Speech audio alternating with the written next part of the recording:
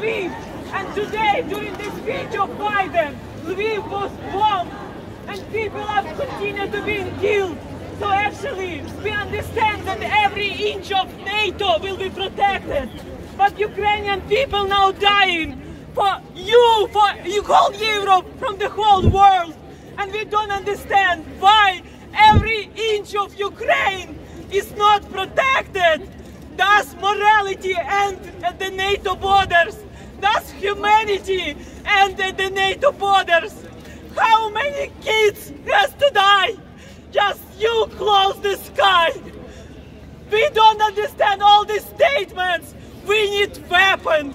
Our soldiers, our army, one of the bravest in the world. And actually, this is my friend.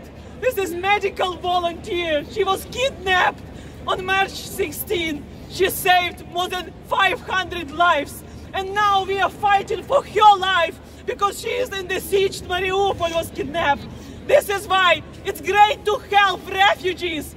But we want to be back home. We have our home and our soldiers now protecting you. And we ask, what we ask, give us weapons. And we don't understand why there is no determination. Determination from the West, from the US, to give even the fighter jets from Poland. It's more than months that fighter jets are not in Ukraine.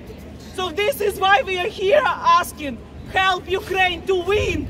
Help Ukraine to save you, to save world.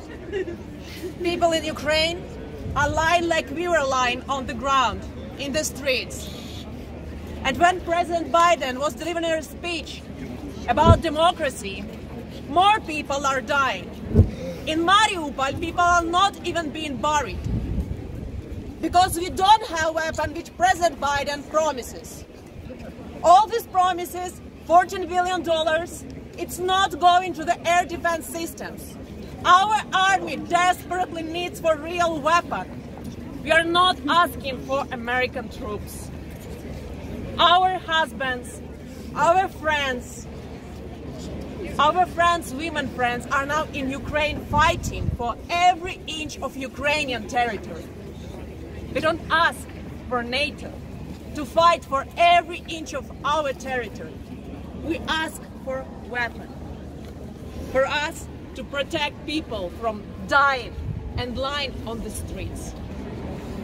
This is what real democracy means. Not to be afraid to take a weapon and fight the fight. President Biden told not to be afraid, but he is afraid of Putin, and he is afraid to arm Ukraine to win this war. But we will win this war.